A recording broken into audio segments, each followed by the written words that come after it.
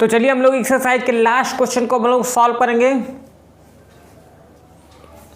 Question समझ लीजिए पहले आप लोग। Use Euclid's division lemma, Euclid division lemma का यूज करके to show that the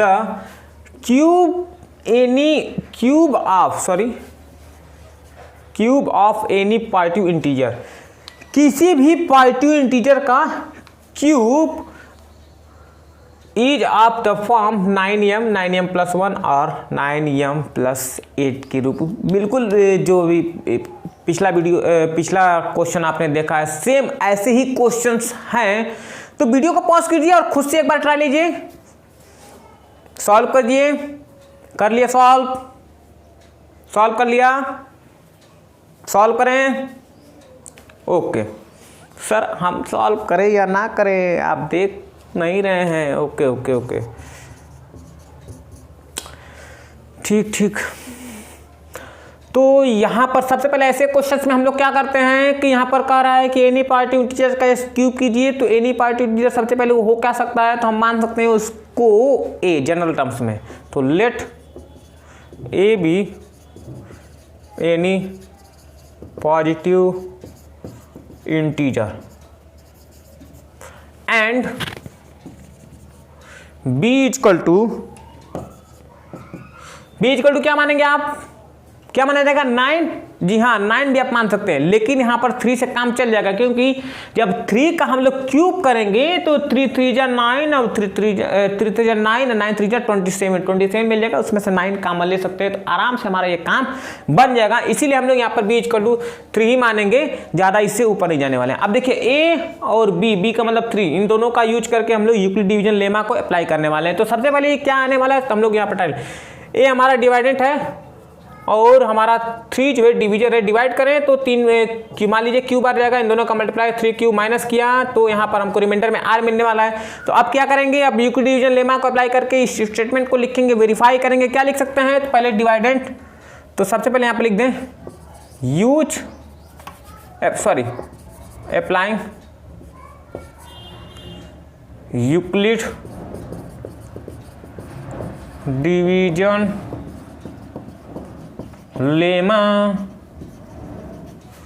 two किसके बीच में, ए एंड 3 टू गेट क्या मिलता है देख लेते हैं। तो dividend A equal to divisor, उसके बाद क्वोशिएंट प्लस रिमाइंडर। यहाँ पर देख सकते हैं, यहाँ पर ये जो स्टेटमेंट लिखा गया है फॉर सम इंटीजर क्यू के लिए, फॉर सम इंटीजर आपका क्या है, क्यू है, जो कि ग्रेटर देन है 0 से। चलिए इक्वल भी हो सकता है, बहुत बड़ी बात नहीं है। अब हम लोग क्या करेंगे, देखिए आर की पॉसिबल वैल्यू क्या हो सकती है। सबसे पहले आर की पॉसिबल वैल्यू की बात ही हम लोग करेंगे। आर की पॉसिबल वैल्यू क्या हो सकती है, आर की पॉसिबल वैल्यू यहाँ पर हम लोग जानते हैं कि आर जो है कभी भी डिवीजर से ग्रेटर नहीं हो सकता। तो आर की पॉसिबल वैल्यू 0 1 2 होगा। चलो, the possible value of R यानी कि remainder equal to 0 1 2, because range क्या है आर का, ग्रेटर देन 0 और इक्वल और लेस देन 3। अब देखिए ये यहाँ तक तो हो गया। तो जब यहाँ तक हो, जब आर की वैल्यू जब हम लोग पुट करेंगे यहाँ पर, तो ये ए की वैल्यू क्या मिलने वाली है, इंटीजर्स हमको क्या मिलने वाले हैं। तो ए की वैल्यू जब 0 पुट करेंगे यहाँ पर तो 3q मिल जाएगा। जब ए की वैल्यू हम लोग 1 पुट करेंगे, आर की वैल्यू 1 पुट करेंगे तो 3q + 1 मिलेगा। जब आर की वैल्यू 2 पुट करेंगे यहाँ पर 3q + 2 मिलेगा। अब हम लोग करने वाले क्या है, 3 केसेस बनेंगे। 3 केसेस में सबसे पहले पिछले क्वेश्चन हमने क्या किया था, स्क्वायर किया था, यहाँ पर क्यूब करेंगे और उन क्यूब्स को हम लोग इसके फॉर्म में राइट कर देंगे तो हमारा प्रूफ हो जाएगा। वहां पर आपको समझ में आ रहा होगा। चलिए केस 1 क्या मिला, ए इक्वल टू 3q, इसका क्यूब किया जाए। सर कितना गंदा लिखते हैं आप, इसका क्यूब किया जाए तो क्यूब इक्वल टू 3 क्यूब, इधर का क्यूब और उसके बाद यहाँ पर क्यूब इक्वल टू इसका क्यूब करेंगे तो क्या लिखेंगे 3 गुणे 3 गुणे 3, ये इसको एक ही बार लिख देते हैं। क्या करेंगे उसके बाद हमको 9m के फॉर्म में जाना है तो 3 दिन दोनों का मल्टीप्लाई कर लिया 9 गुणे 3 क्यू। उसके बाद इस पूरे को m मान लेंगे 9m। आपको समझ में आ रहा होगा? हाँ okay A cube equal to ये हो गया। चलिए अब जब ये हो गया तो हम लोग यहाँ पर m वेयर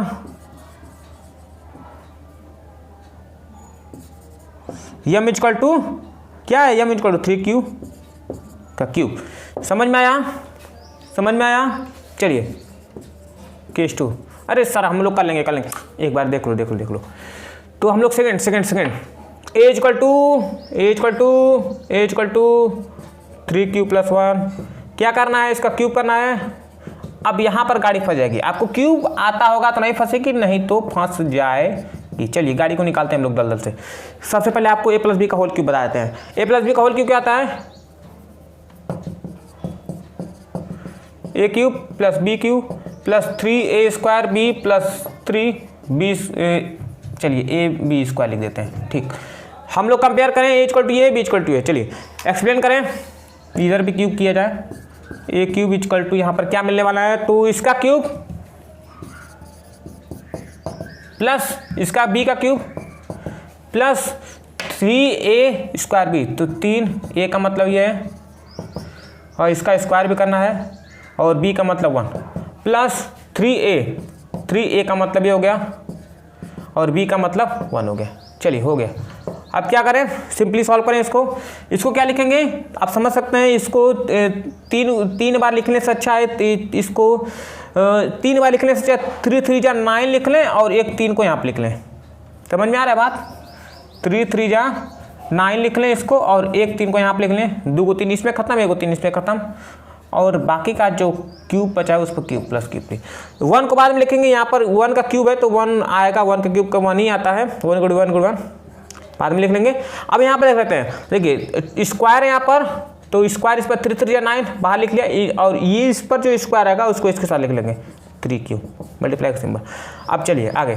अब यहाँ पे देखिए ये 3 3 जा 9 हो जाएगा और ये क्यूब प्लस 1, हर जगह 9 है, कॉमन लें 9 कॉमन। क्या बचा यहाँ पर 3q का क्यूब, यहाँ से 9 कॉमन 3q बचा, यहाँ से 9 कॉमन क्यूब बचा। अब बाहर उसमें से कुछ कॉमन नहीं तो बाहर इसको। अब हमको क्या मिला, a क्यूब इक्वल टू इसको पूरे को मान लेंगे m, तो ये हमारा हो जाएगा m1 प्लस यम्मी नहीं यम। तो अब हमको क्या मिल गया, ये जो m1 है ये वेयर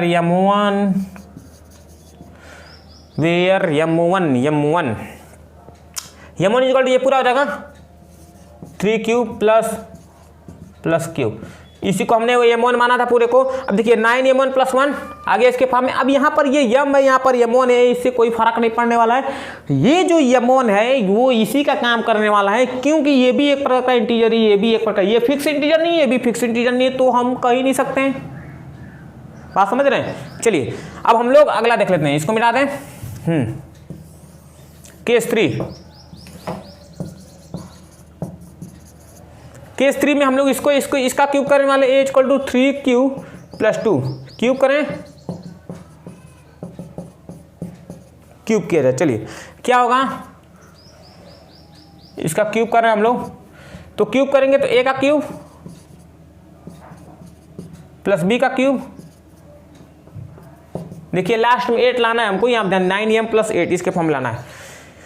क्यूब प्लस 3 एक स्क्वायर मतलब 3q का स्क्वायर गुणे b का मतलब 2 है और प्लस 3b a ऐसे लिखते हैं और b का स्क्वायर होता है, यहाँ पर b का मतलब 2 का स्क्वायर। चलिए इसी को हम लोग एक्सप्लेन करते हैं।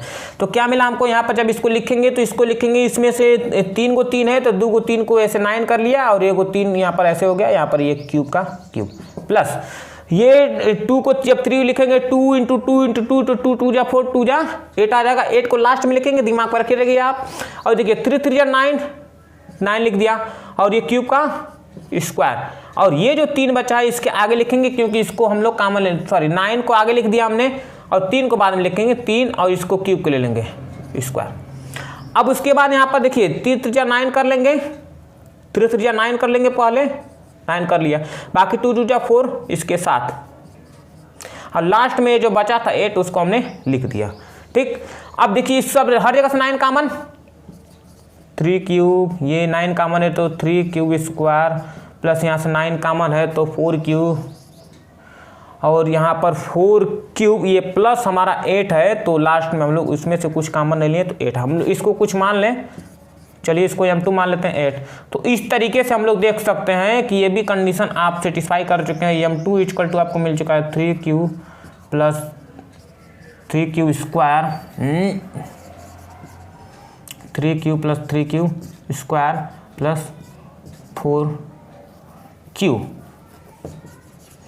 तो इस तरीके से ये कंडीशंस हमने शो कर दिया है कि ये एनी पॉजिटिव इंटीजर जो है जब इसका क्यूब करेंगे तो आपको कुछ इस फॉर्म में देखने को मिलेगा। तो स्टेटमेंट हम लोग क्या लिखेंगे, therefore the cube of any positive integer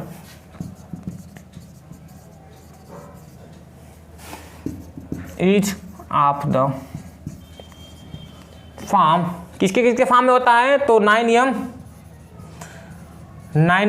plus 1 and 9m plus 8 के फॉर्म में होता है। मैं देख लेता हूँ आपको स्क्रीन पर दिख रहा है कि नहीं दिख रहा है उतना नीचे तक, तो दिख रहा है। क्वेश्चंस को वीडियो नोट कर लीजिए, वीडियो को पॉज करके क्वेश्चन को नोट कर लीजिए। नोट कर लिया। आई होप आपको आज का लेक्चर समझ में आएगा। आज का लेक्चर आपको समझ में आया तो वीडियो कर दीजिए एक लाइक। अगर आपको कहीं भी डाउट्स है इस क्वेश्चंस में तो उसको आप कमेंट्स में लिख सकते हैं, उसके रिप्लाई आपको दिए जाएंगे। और आपके स्क्रीन पर कुछ वीडियो दिख रहे होंगे जो कि इस पार्ट से पहले के कुछ वीडियो हैं, आप उसको देख सकते हैं, वेरी इंपॉर्टेंट वो वीडियो है। तो मिलते हैं अगले वीडियो में, तब तक पढ़ाई करते रहिए। All the very best.